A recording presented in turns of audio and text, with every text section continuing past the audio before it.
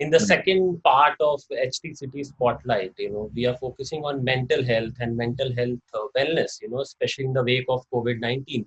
A lot of people Mm. have been feeling the pressure. They have been anxious about what's going on and how things will be in the future. To start with, I want to ask you, like, what has been your state of mind? Have you been feeling anxious or have you been okay? If you can tell us at the start. Well, I have in the past combated anxiety, Right, and I was even on medication a couple of years ago. right, Um, and for about 2 years, I was with a doctor, and then I weaned off that medication. And I remember that was a tough time, but I went past it. And I think a lot of it was like almost like when you go through a midlife moment in your life where you kind of, and this was before the birth of my children. right, And I remember at that point of time, you fear being alone. You fear you've reached the midpoint of your life. There are other anxieties that hit you. Sometimes it's urban angst. right. Sometimes it's career stress. Sometimes it's personal life maladies. It's many things that sometimes result in you going through those feelings. And Right. people sometimes don't tend to understand that sadness and depression are two separate things. It's a state of being. It's a state of your mental health. So just because you're sad doesn't mean that that it's depression. And it's depression, it has to be treated differently. It's a state of your mind that you have to address medically. And people should go out there and take that help if they feel the need to. A lot of times people don't identify that this could be a situation because they feel conscious of sharing their feelings, or they feel conscious of even seeking help.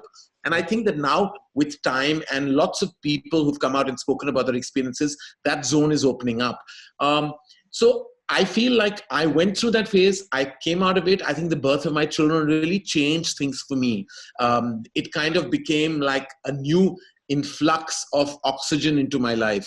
Right. And I really felt that that helped a lot. And this phase that I was in, I actually have been anxiety free. I Right. have not had very many dull moments. There have been some, but few and far between. And Right. as I said right at the beginning of our chat, that a large part of that is the energy that my children bring to my immediate environment. I have not been able to feel a moment of sadness because I keep feeling so much gratitude every time I see them. And that gratitude invariably lends itself to a happy feeling. So when I feel happy and I feel grateful, it kind of takes me away from any deep, dark feeling that I might have had if they weren't in my immediate space. So as I said, I've actually been in a really good headspace in these last 3 months. Right. I have enjoyed my time. I've also got some time off, but I used to derive happiness from them and take it to my thoughts. So Right. my thoughts, even when I was self-reflecting, were all positive and happy and looking forward to a new future. Right. Um, I have to say that I wasn't expecting it to be like this because I was worried that I might have a slump, a Right. moment that might, or a phase that it might become slightly dark. But there was a lot of light in my life, and I'm very grateful for it. Yeah. Yeah. Superb. Superb. But as I said, Karan, a lot of people actually have been feeling very stressed and anxious. Yes. What would you suggest? What would you tell them? How to keep the sanity, going?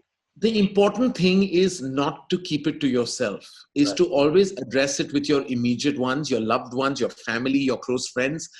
And even there are various ways of even you seeking the right medical assistance. It could be telephonically, it could be virtually.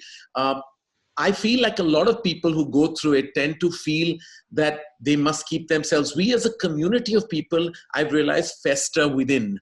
We brush issues, major issues, emotional ones under the carpet. I feel the first thing you have to do is acknowledge your situation, Mm. address it, and address the main thing to address it is to talk about it, is to communicate Right. with immediately your family and loved ones. Once you do that, I can assure you there's not a single person who won't start feeling better immediately. Then, of course, it's step two is taking the right assistance medically.